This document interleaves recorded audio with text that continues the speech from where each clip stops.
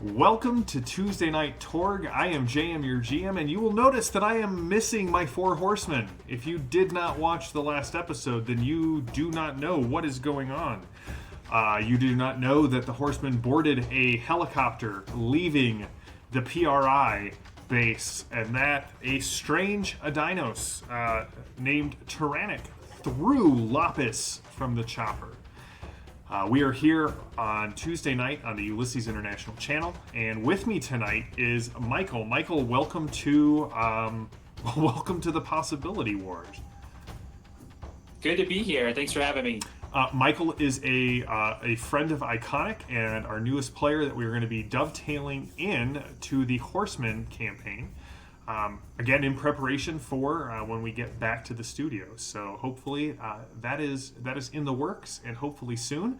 But after a dramatic appearance, we figured we would rewind several months and sort of show you all how Tyranic came to be in Lapis's service and why he would be willing to betray Lapis in the name of the Delphi Council.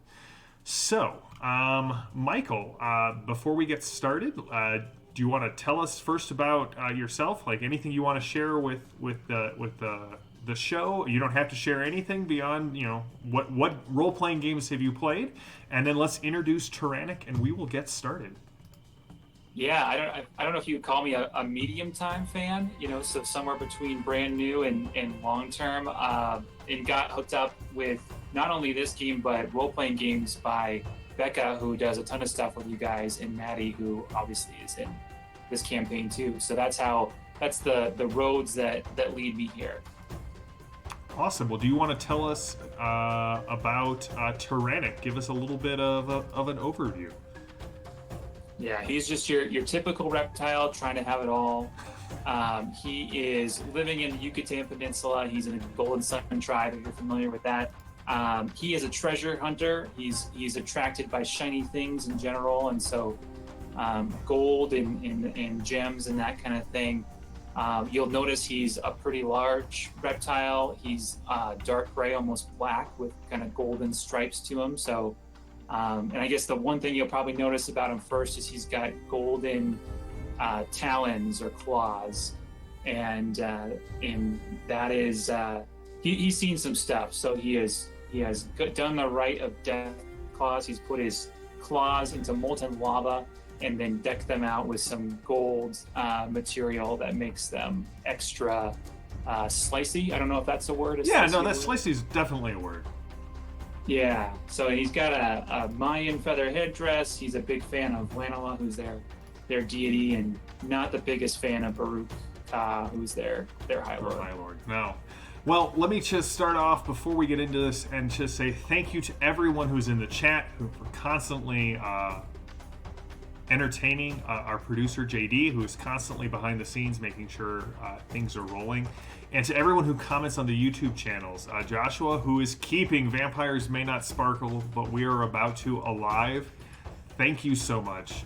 All of your comments from last time were fantastic. If you don't know what I'm talking about, go to the Ulysses YouTube channel and you can participate in the discussion further. And for XYZ, I appreciate that. XYZ asked, are there any other videos with me GMing the Dark Eye setting? They've already watched all of the Orclan's campaign, which was good in entertainment. Thank you. Not at the moment, but there are plans for sometime next year. We're changing over to the Dark Eye on one of the nights that I run, and as soon as I know when that is coming through, I promise to share it with the channel, and then you'll get to see more Dark Eye. So I appreciate the fact that I have a fan from all of those years ago when we did the Hidden Knife campaign. And then Mike, I'm sorry you didn't see this episode live either. Like, I would have really enjoyed to have someone singing the Oompa Loompa song in the chat. So as always, thank you to everyone who comments on the videos, who's live in the chat. We love it. So, the scene opens up over the jungle in the Yucatan Peninsula with the overlay that comes up many months ago.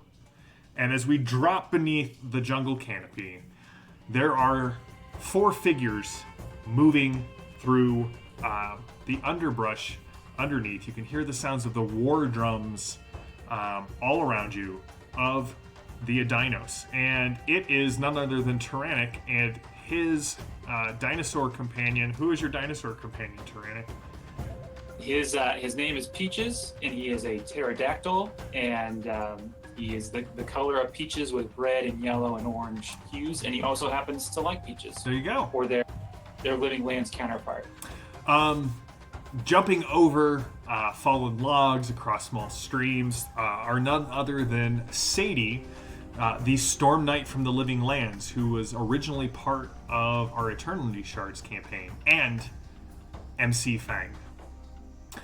And as you are running through this jungle, Sadie reaches out and kind of grabs you by the shoulder, Tyranic, and hauls you back a bit. And you can see there's a tripwire across the ground that she spotted, and you can hear the drums and the noises from the brush behind you.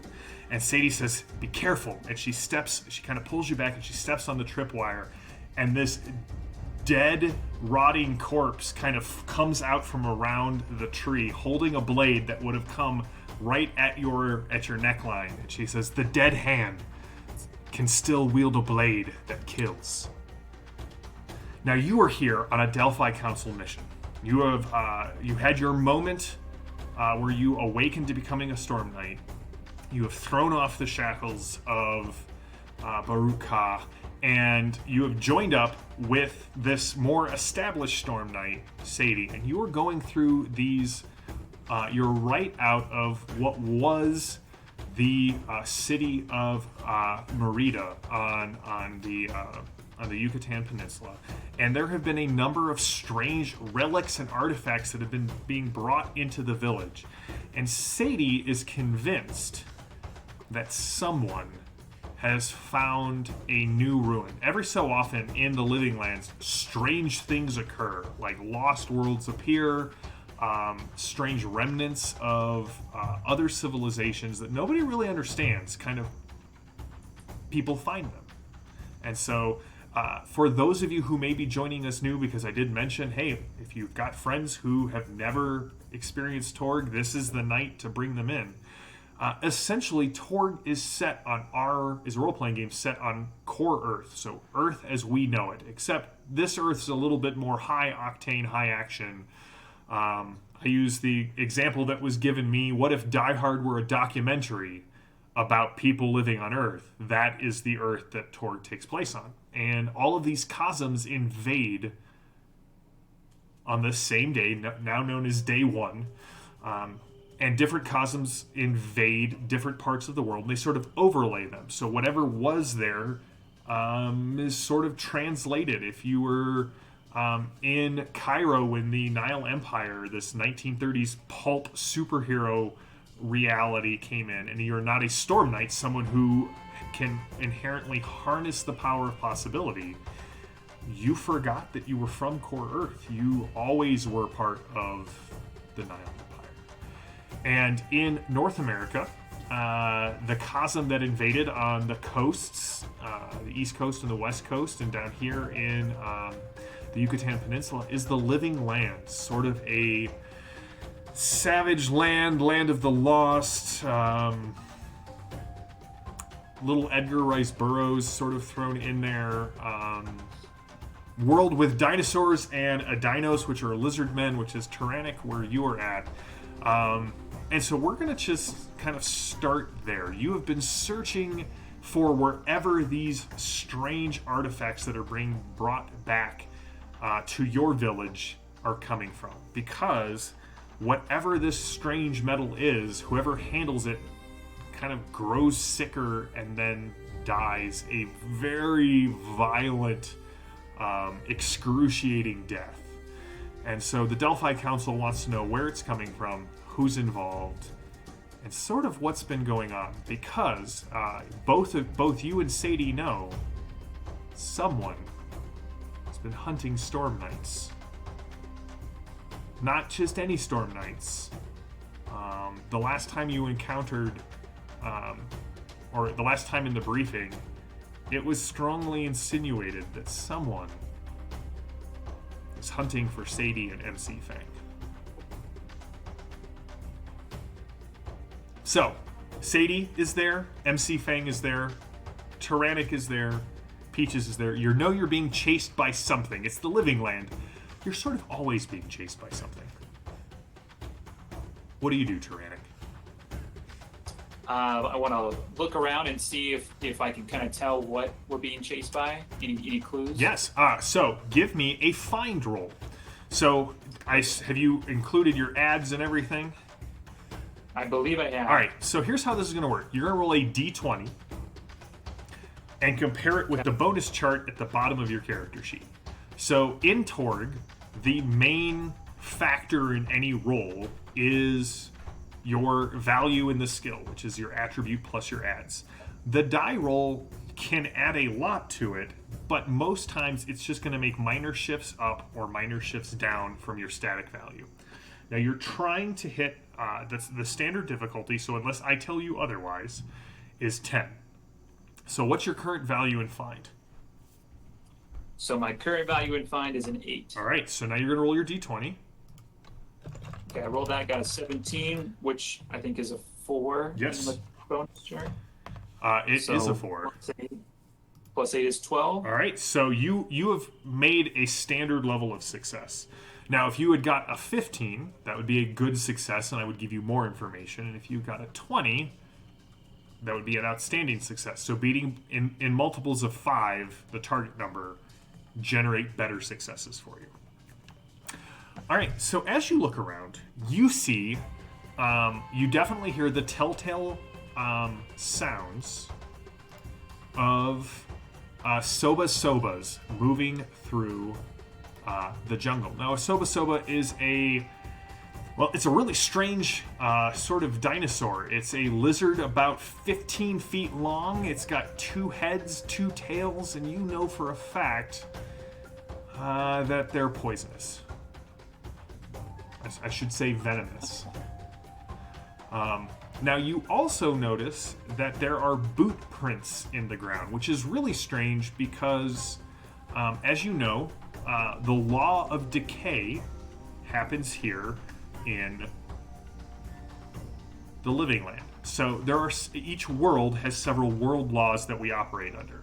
So for the living land, the laws that you want that you should know about that kind of are pertinent to any storm knight here in the living land is there's the law of savagery, which just says this realm favors brute force and ferocity over sort of like clever thinking. It also is what alters characters' opinions. Clothes shred, stick, or hang in ways that emphasize your most attractive features.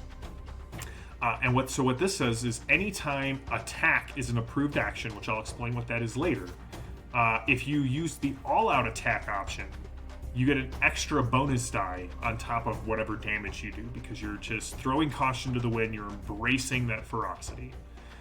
There's also the law of life, which says that when you test for defeat, all right, so if you suffer 4 wounds, you have to test for defeat. Basically, an up means that you get an additional roll. You add this to so basically you roll twice and add them together to see if you're defeated. Also, you test to heal more often. And these will always change, by the way. Like when you go to Tharcold, which is where next week's adventure is, the law of dominance is in effect. And so this law of savagery and the law of life and wonder and decay, those are not going to necessarily be ones that you can count on being able to use. Now, the other thing I should say is the tech axiom in the living land is low. So, boots tell you a couple of things. They haven't been here long enough for the law of decay to be in effect, and they're most likely stormers because stormers' gear does not translate immediately when you come into the chasm. But the other thing is there's really nowhere around here that people from outside of the living land should be able to arrive at. And so I see these footprints. Are they? You said they're tracking us, but how do we see them if they're behind us? So those are the boot prints are ahead of you. They're headed in the direction that you were at. You noticed them as you were looking around to try and figure out what these sobas are. Okay. Gotcha. Okay. Well, I'll tell Sadie we should cautiously follow the footprints. But can we tell how close the sobas are? From the sounds, it definitely sounds like they're probably only a minute or so behind you.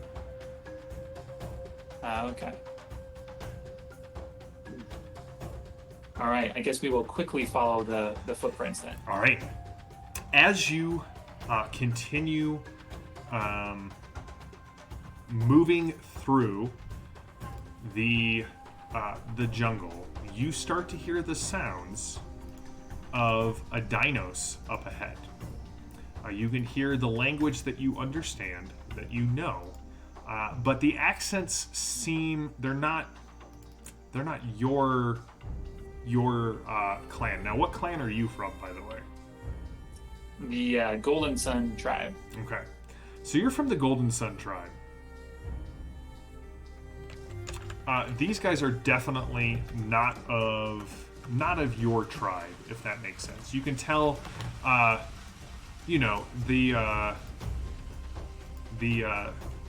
shibboleths, those words that you pronounce differently than others, those that mark people of your tribe. They're definitely not the same here. So, you have sobas behind you. You have creatures ahead of you. They sound like the Palaki tribe. Oh, nope, sorry, the White Spear tribe. Okay. Can we tell, what they're, can I hear what they're talking about? Or, are they in a fight? Or are they just chatting with each other? They are talking. Give me, no, you got a standard success on your find roll, so you definitely can hear them. I'm done taking orders from this human female. You can't. If you do, we will die. The High Lord has said that we must listen to her. He is grudgingly accepting her aid. The trade has already been made. Once we get the stones through the gate, and those who are chosen go with her, this will be over, and we can go back to our attacks. Bah! Do you hear? And that's when the two sobas finally catch up to you. So again, these creatures are about 15 feet long. You can see 4 heads sniffing in the air and 4 tails whipping back and forth. And with triumphant roars having tracked you down, they leap at you. Now, again, part of tonight is to get you up to speed with the Torg system before we jump back into the Horseman campaign. So, initiative works a little differently in Torg than it does in, I would say, basically any game that I have played up until now. So the way it works is I have this thing called the drama deck. You, as the only player in the game, get to tell me when to stop shuffling. Okay, you can stop. Do you want me to cut? Yes. All right. So, the way this works is every round of combat, I draw a card. Now, on the card, there are several pieces of information.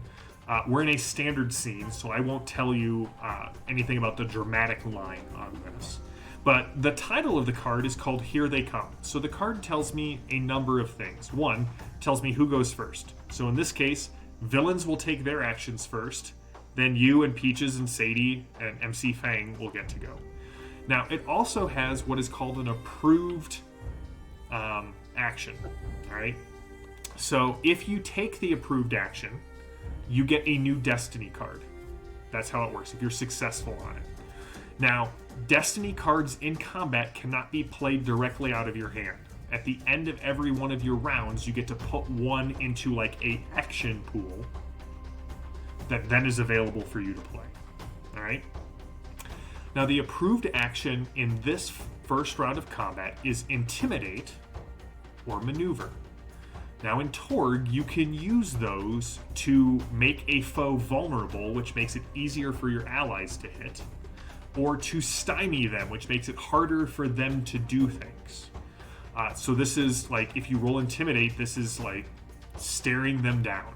If you roll Maneuver, this is your acrobatic, or, you know, flying your hover speeder around the giant AT to get it to, you know, to fall into the ground.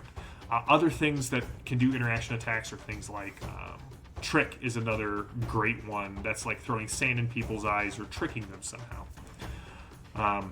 The other thing I'll point out is that you can take what are called multi-actions. So you can do multiple things in one round. You make one roll, and for every action after the first, you subtract 2 from the final result. So if you wanted to attack and maneuver, you would roll once, figure out what the bonus the die gave you, apply it to your attack roll and your maneuver roll, and then subtract 2 from each of them. And we compare it both at the same time, essentially.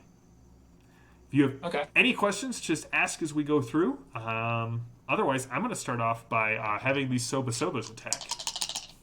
Okay.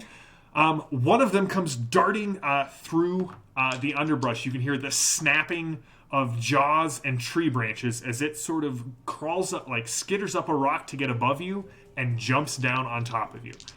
So I'm going to make my unarmed combat roll, and my target number is your unarmed combat, which I believe is 13 or 12. Is that correct? Yes. All right.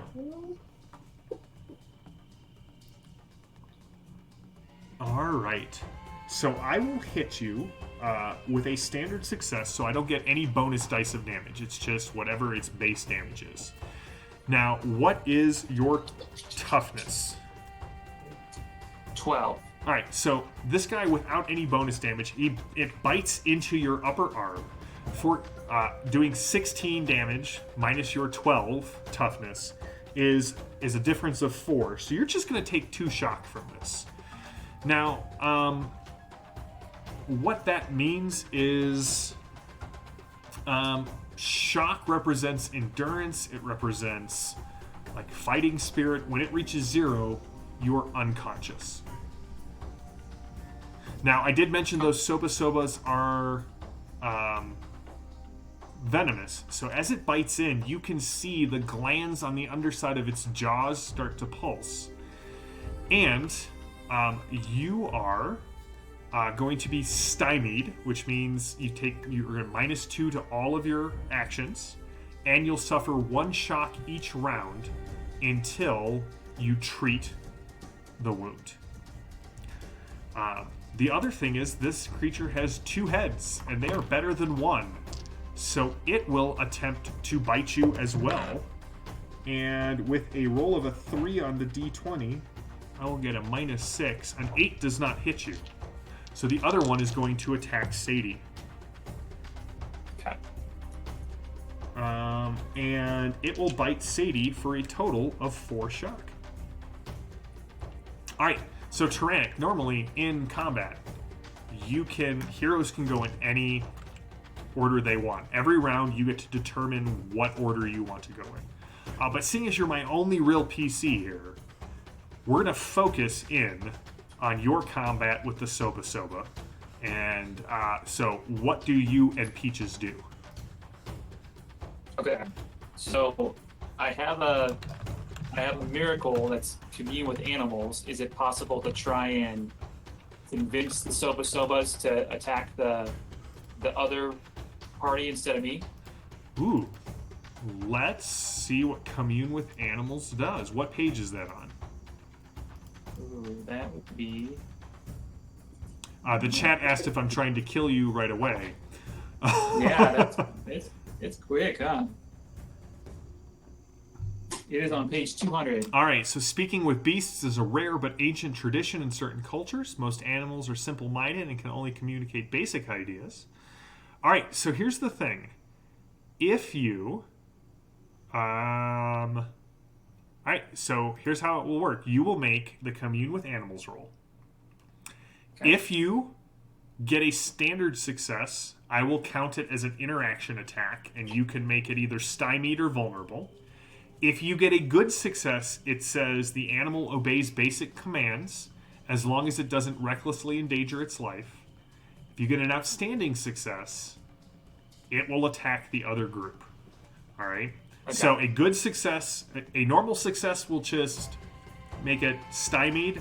A good success will get it to stop attacking you. And on an outstanding success, I will say that you can send it to attack the other dinos. Cool. Okay.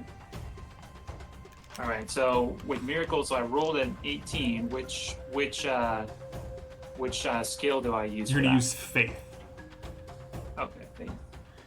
In the words of the late great George Michael, gotta have faith. Okay. Is in faith from spirit, right? Yes. Spirit plus your adds in faith. Okay, so that's 11. And so you got an 18. So that's a 16. So that's a 16. So here's the thing. You have 3 possibility. They're all all of your destiny cards, all of your possibilities, they're all going to refresh next week. Try them all out. So if you want to spend a possibility, what happens is you're going to roll another D20. If it's less than 10, it will still add 10 to your roll, meaning you'll get a 28, which is a +9, which is good enough to succeed. And if you roll higher than a 10, it just makes it even larger. Sure. I will spend a possibility. And I got a 19. All right, so a 19 plus an 18 is a 37, which adds 11 to the roll. All right. So what does it look like when you commune with this Soba Soba, who definitely has a grasp on your arm, your upper arm?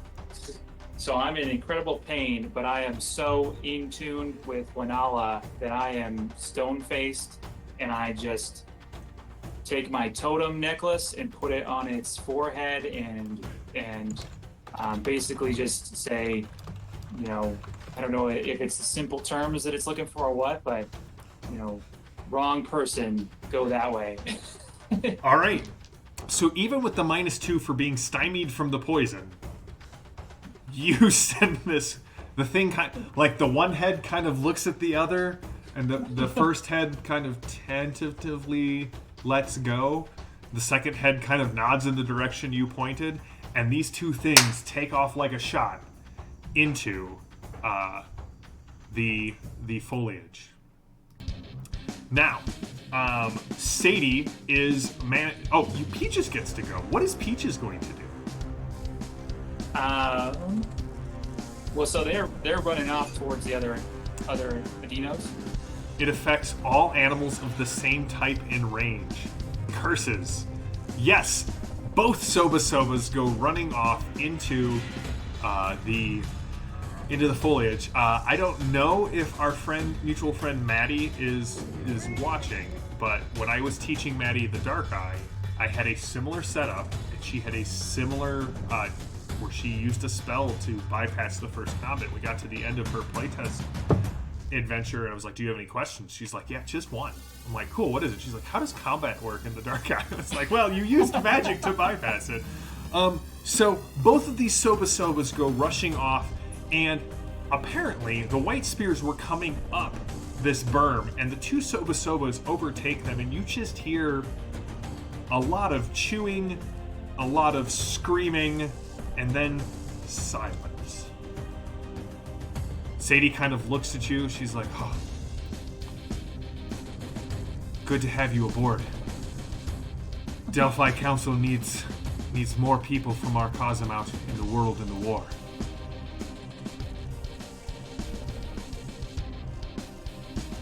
Nice. Let's go see the devastation we have wrought.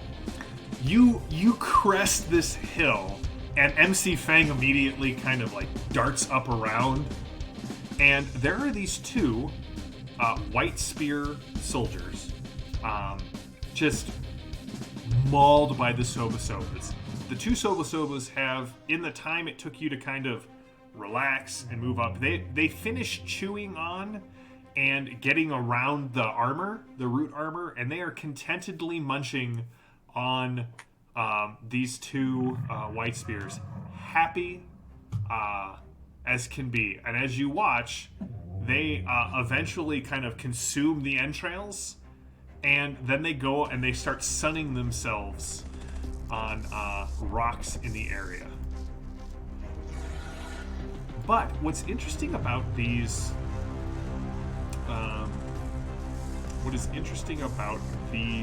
white spears is that they all have what seems to be a newly painted symbol on their root armor. You can see that it looks like a tiny, looks like an eye, for lack of a better term. It's not something you've ever seen before, but it looks sort of like you can see an eyelash, and then the shape of the eye and the iris, and then a couple of little lines coming out kind of under the eye. And they're all wearing, well, they're not wearing the boots that you saw. You can see that they have very nice knives strapped to their side. Like not like living land knives, but like carbon steel knives that you have seen, like military grade knives that you have seen other members of the Delphi Council wear as they've sort of come through the area. Sadie, have you ever seen this symbol before? Sadie looks down. She says, "You know, it looks familiar, but I can't place it. Why can't I remember where I've seen it?"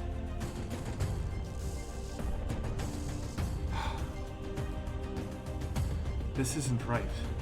There are... We should go further in and see what's going on. Okay. Well, I'm a commiserate treasure hunter, so I will kind of search them to see if there's any interesting things. You most definitely may search them. As you search through them, you can see that they do have several strange coins that you have not seen before. They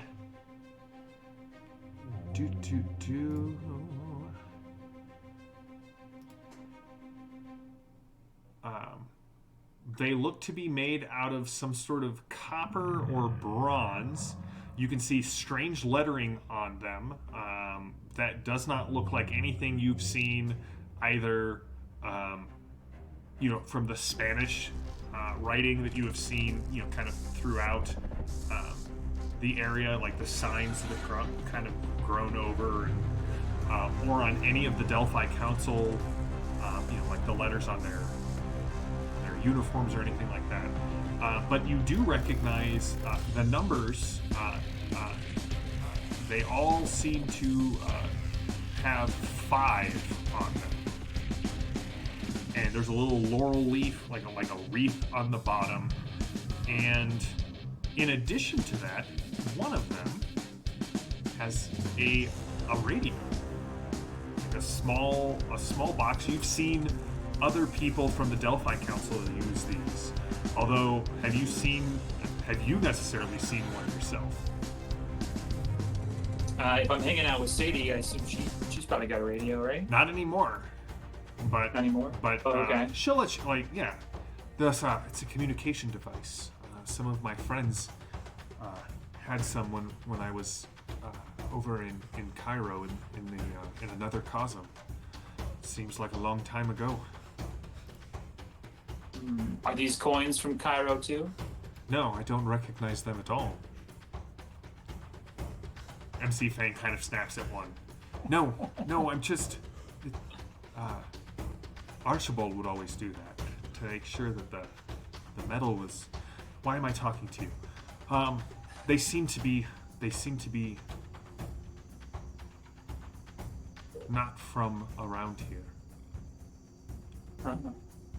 Okay, well, I'll pocket the coins. Their loss is my gain, but I'll ask Sadie, is it on? Can we hear our enemies?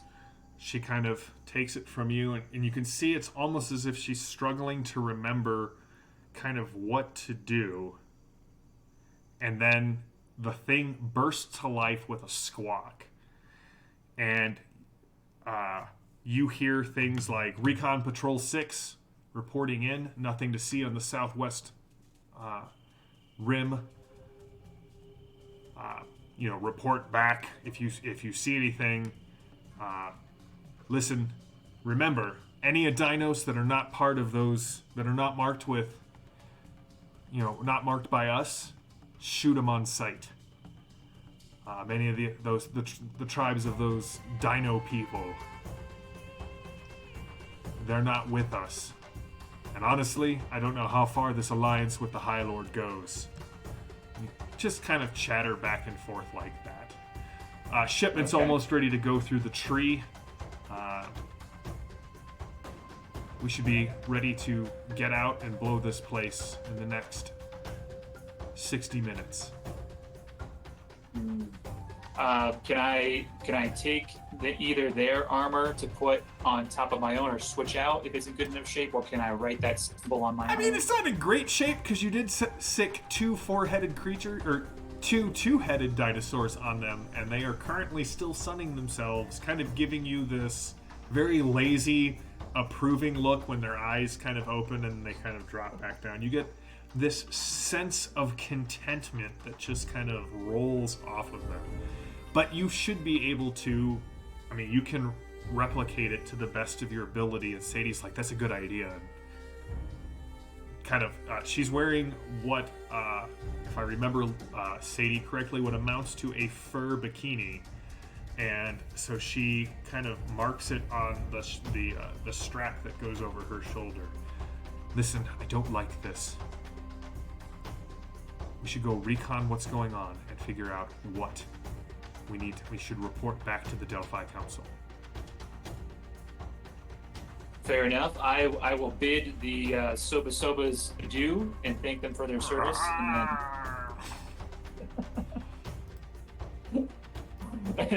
let's head out. All right. Ahead of you, the terrain breaks and drops, and you can see there's a lot of activity in sort of this jungle basin.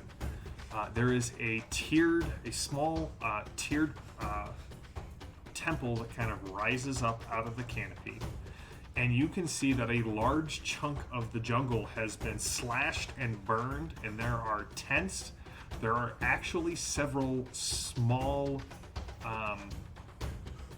metallic vehicles that you can see people kind of getting in and out of, and they've hacked a path leading. So you're kind of coming in from the west, leading to the southeast. There's a large trail, and you can see they seem to be loading things from the temple into the truck, and then taking them along this path deeper into the jungle. Okay. How far away are we? You're about 500 yards away, in the tree cover, kind of looking down at this place. Okay. And our mission, remind me what our mission is? Well, you were trying to figure out where the artifacts were coming from that were making your people sick. This seems like as good a place as any. So check on that one. Okay. Yeah, I guess I'll ask Sadie. Sadie, should we get closer? Oh, Tyranic, I think we might. I will go check out the trucks. You see what you can find. If you hear anything, hoot once like a barn owl. No, the owls aren't native here. If you get into trouble, scream bloody murder and I'll find you. Okay. Alright, so you got the trucks, you got the path, you got the temple. What is Tyranic's plan? As Sadie kind of disappears, MC Fang gives you one last look back, gives you a nod, and takes off after Sadie, after his human. Right. So she's going to the trucks. She said she's going to the trucks. Yeah. And there's a path that's not by the trucks, and then there's the jungle towards the temple. Yes. Okay. All right. We will go down the path then. All right. As you kind of skirt around the temple, and you head towards this path, and every so often you can hear this strange rumbling sound, and one of those metallic cans kind of comes rumbling past, sometimes flanked by like a human hunched over a small metal contraption with two wheels that goes racing down the road. And as you get like, this is the Yucatan, right? It's also the living land.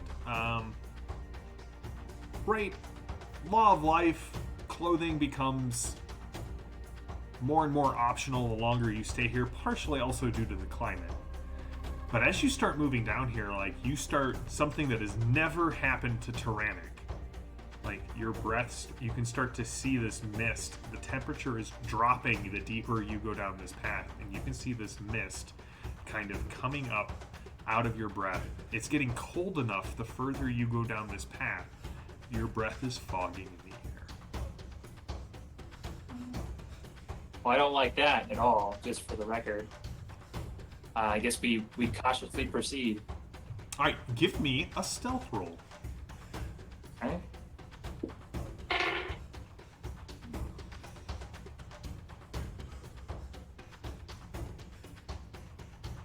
It is a 6. Not super stealthy. All right. As you kind of come down this path, you can see there is this large, twisted tree that is growing up in the center of this empty, this plain that has been sort of, again, like a small hollow that has been cut down. The tree has these fruits that are growing on them, but they're the color of like a suppurating wound kind of hanging from this. They seem overripe, and you can definitely see what seems to be a person that has been bound into this tree. And the tree roots kind of grow up, and you can see that there is a large hollow underneath the tree, and like humans and dinos are unloading small metal containers from the back of the truck, and then they're taking them down into the tree. They don't come back out.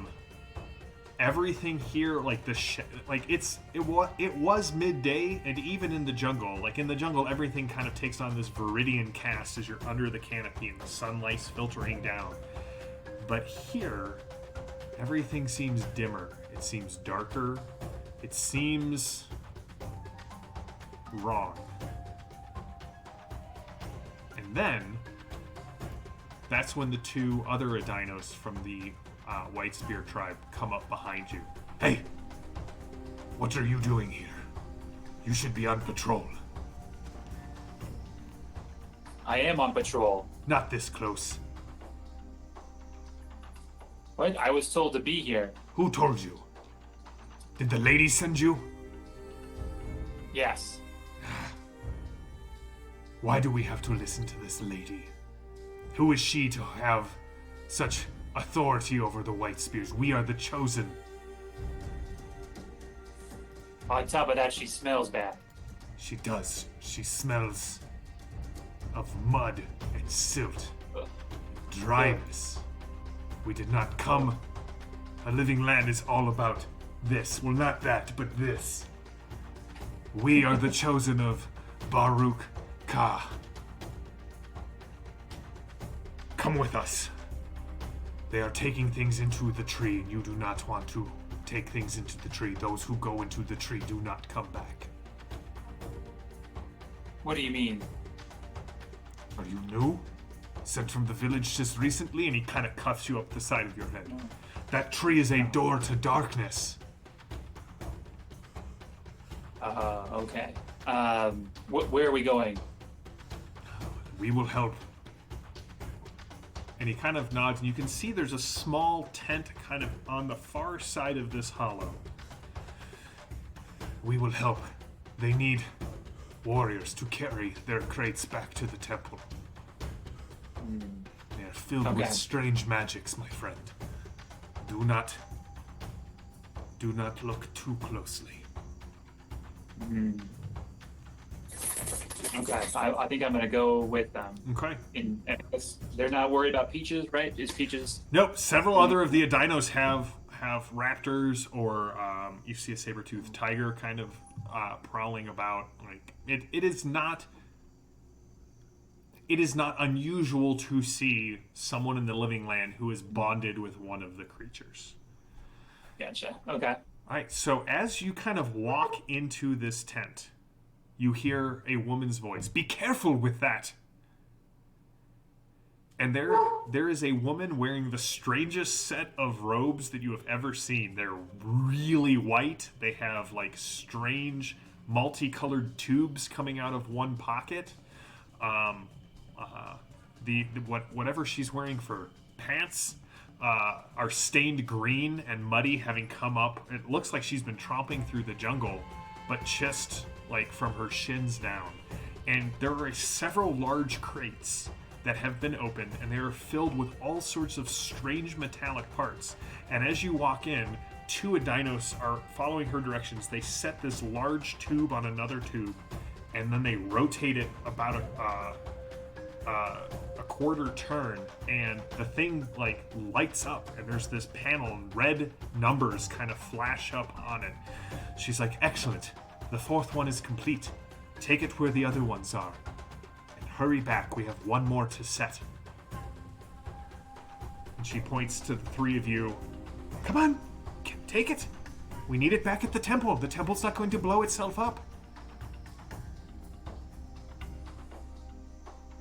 Okay.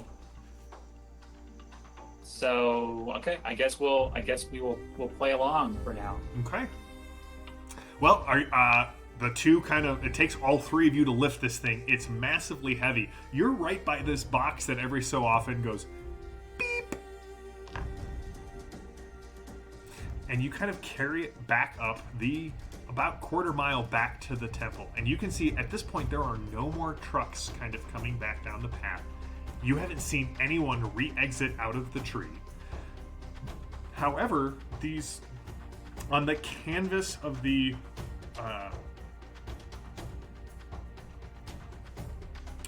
trucks, there's similar lettering to the lettering you saw on the coins. Okay. And as you return back, the temple, the stone edifice sort of rises up out of the floor of the jungle. Now, what's really strange, Tyranic, is that it's really hard to look at the temple this close up.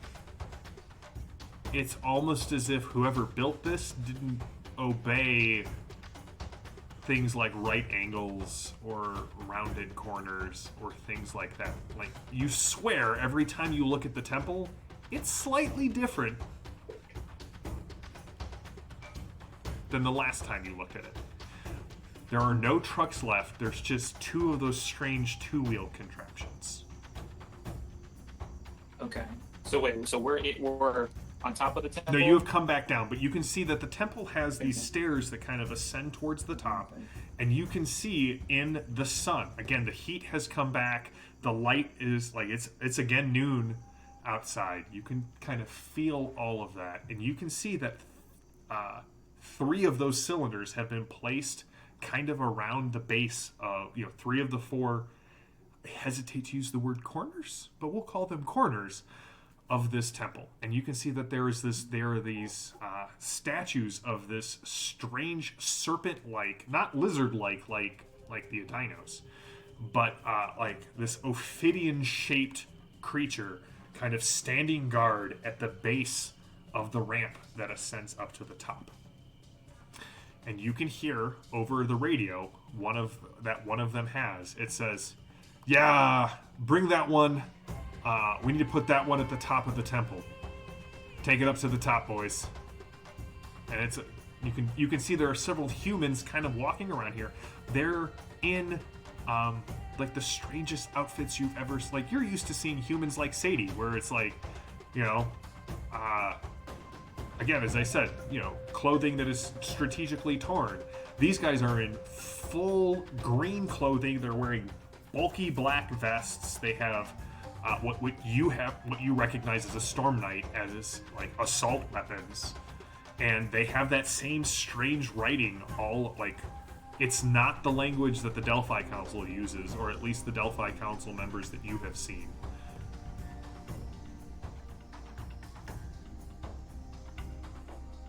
Okay, so we were holding this thing. You've got this massive thing on top of your shoulder,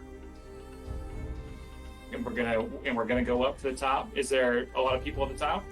As far as you can see, there's only a trio of people up at the top. Can if I talk to the other dinos, can the humans hear me? You know that when Sadie and you were listening on the radio, no one seemed to be able to hear you when you talked to each other. So you're guessing that maybe what one of those buttons on the side does. So like, it doesn't seem like they can hear you. They're not paying attention to you. Okay. I guess I will whisper, hoping no one can hear me, to the other dinos. This is a disgrace to our land. If I stood up to them, would you join me? Listen, we chafe under the ladies. I do not know that Baruch Ka knows what is going on here. There is power in this temple. I can sense it. I know you can too. Are you walking up, or are you trying to stop them while you're having this discussion? We're walking up, and I'm going to say to them, if we happen to throw this off the top, would you join me? All right, here's what I would like you to do. Go ahead and give me a persuasion roll, which is a charisma-based test if you do not have any ads in persuasion. Yikes, okay. That's not good. Yeah, that is a 5. Would you like to, I mean, you have cards. Yeah, I do. So you could, I know that you have, so you have second chance, which allows you to reattempt a test. Mm-hmm. And drama, you could play the card as a possibility. Oh, okay. Can you do more than, can you play 2 cards at once? You can. Okay, well, I think I'll start with second chance. All right, go ahead and give me a roll. Cool, so that's a 17. 17 is 4. So that's a 10. All right, so if you roll a 10, did you get a 10 or did you roll a 10? I got a 10 at the end. Oh, okay. So just remember, if you roll a 10 or a 20, they're going to explode. And you're going to be able to... Oh. Gotcha. Okay. And so that just keeps concatenating out, right? So if you get a 10, you roll another 10, you've got a 20 and you get to keep rolling. Or 2 20s is a 40 and you get to keep rolling. Okay. So yeah, 10 is the end result, the end bonus. So I rolled a 17. The two of them sort of look at you. All right. All right. When we get to the top, we will throw this off the side, and we will claim this temple for Baruch Ka and ourselves in the White Spears. Yeah, the White Spears. All right. Okay, so we get to the top. Let's do this thing. All right. So you get to the top, and you can see there are 3 humans, again in those strange white robes. And they are, they've got a little, they've got some strange artifacts that they're using. One of them is marking off in chalk a large X, and they say, oh yes, that one goes right here. Now, okay. Now. Now, brothers. Now. So let's do this. Let's throw this baby off the top. All right. So the two other Adinos will join you. What does it look like when you just sort of chuck this? I think that so it's a pyramid, right? So I feel like we're gonna aim for some stairs to get maximum rolling effect. Hopefully, it rolls down towards where the other filthy humans are, right? Now, brothers, and then we just chuck this thing, and hopefully we get some momentum going on. All right, it definitely starts bouncing down. The three robed humans kind of slap their heads like, "No! What are you doing?" Your two companions. That guy just rolled. He rolled a 40, and it's still going. One of them is like, just says, "We claim this in the name of Baruch Ka," and rips out one of the scientists' throats. The other one pushes one of the scientists, who rolls down the other side, but does not maintain the structural integrity that the bomb that you just threw off did. When the bomb hits the ground, it explodes. The whole, for a brief moment, the day becomes even brighter. You can see this giant ripple effect. The mushroom cloud sort of comes up. It's not the mushroom cloud, but just a mushroom cloud. Yeah. Trees go blasting down, falling down away from it. The two strange two-wheel vehicles, they go flipping up into the air. And as you kind of get knocked back from the blast wave, as it takes out a large chunk of the base of this pyramid, the other scientist stumbles and falls down the third side of the pyramid, crunching all the way down. "Brother, we will take care of the other humans. You find the lady and take care of her." Fight well. For Baruch Ka! And the white spears go leaping down the stairs, taking them 4 at a time as they go, like claws dripping blood, as they go to engage these humans. And you immediately hear the sound of gunfire, the staccato noise of weapons being discharged. What is your plan, Tyranic? So where the lady was last, is that where the bomb blast was? You don't know where the lady was last. You haven't seen her. Give me a find roll. Let's start there. Sure.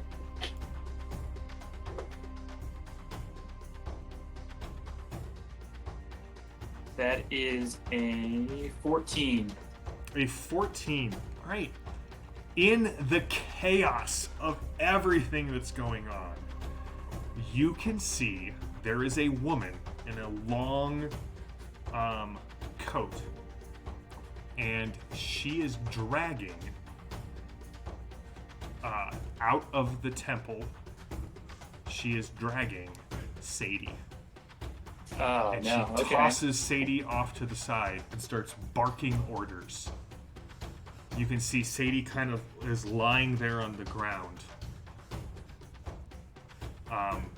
On the edge of the crater, she's still kind of in the midst of what was the blast radius. There's little fires that still are going on there. But you can kind of see down. You're going to have to kind of skirt the stairwell, because you did kind of blow up a large chunk of that stairwell. So, what do you do? So how quickly can I get to where she is? If you want to run, I'm just going to ask you for a maneuver check as you go down. So you have two options. Do you want to sneak down? Stealth check. Do you want to get down there as quickly as possible? Maneuver check. I want Peaches to, basically attack her and distract her while I'll run for it. Okay. Yeah. Okay. What should I roll? So if you want to sneak down, are you going to sneak down or run down? That was my initial. Question. Run down. Yeah, she's left. The woman with the coat has left Sadie. Okay. Uh, let's see. So wait. So she's left Sadie, but she's still in my view. She has traveled into the smoke at this point. You can hear her shouting out Uh, orders. okay. All right. Well, I guess I will. So then Peaches can't really find her then. Um, you can have Peaches give me a find roll with the smoke. It will be a very hard check to find her. So it'll be a base difficulty of 16. Okay. I guess I'll run down then just straight to where Sadie is.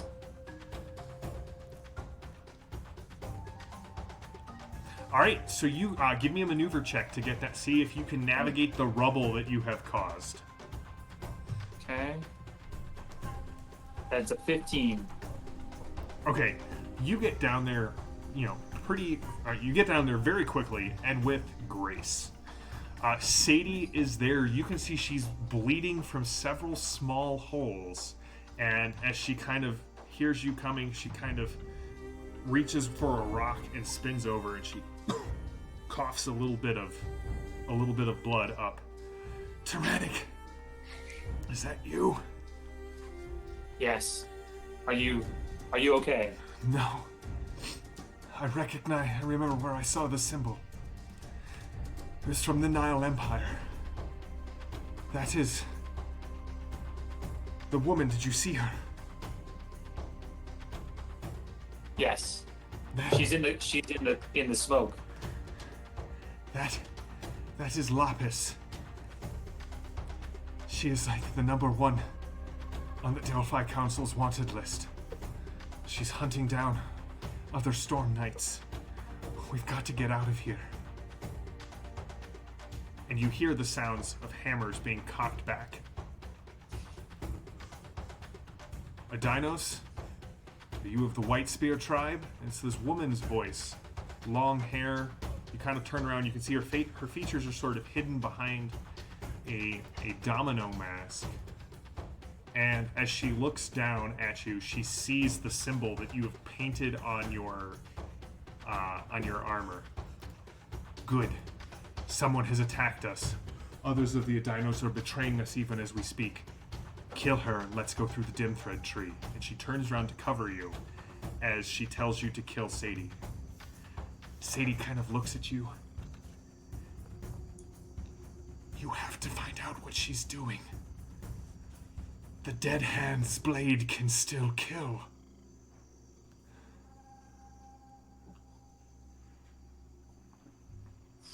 I have to find out what she's doing. Okay. So can I pretend to kill Sadie then? Is that... How would you pretend to kill Sadie? How would I pretend? She's pretty much... She's really rough. Yeah. And Sadie does not want me to just straight up attack the Lapis. That's what I'm getting from the situation. She seems to be telling you... Okay. To find out what this woman, who you don't even really know, is up to. Okay. Let's see. I will put on my best, dramatic acting training that you get in the Living Land, and I will pretend to kill Sadie. I will, if there's a rock beside her or something, I'll take out, my. I don't know. Maybe I'll pick up a rock and just smash it on the ground by her, and then quickly follow Lapis. All right. You lift the rock up and you bring it down like right next to her head. Sadie, calling upon that great theatrical training that you just referenced, kicks her legs a couple of times in a twitch, and then breathes her last. It doesn't look good for her as it is. You know that generally when humans start coughing up blood, it's not a good sign. But Lapis turns and says, "Okay, who are you? What's your name?" Tyranic. What's yours? I'm Lapis. She looks at Tyranic, or she looks at Sadie, and you kind of see her.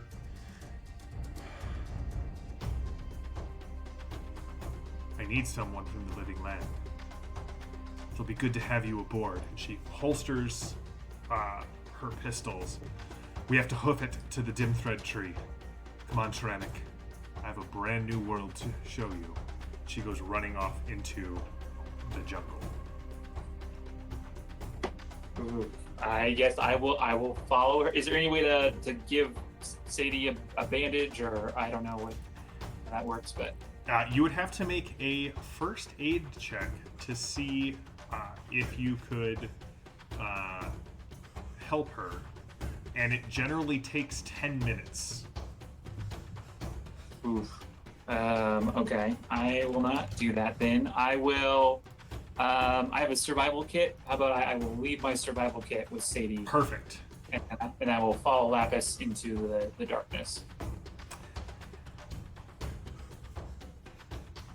As you follow her into the darkness, our scene will fade. Months pass, and you, Tyranic, find out much of what Lapis is behind. She always keeps information compartmentalized, but I have prepared a handout for you for next week so that you Gotcha. know kind of what you have been involved in with Lapis. Deep undercover as you are, you have done things you did not expect to do as a Storm Knight. But as often as you can, you have found ways to put that acting training of the living lands to spectacular use. This is the part where we would cut back to the where you lead the rescue mission to rescue Lapis. She gets on the plane and she tells you to take these Storm Knights weapons, but you have received through the grapevine, this is the time to strike.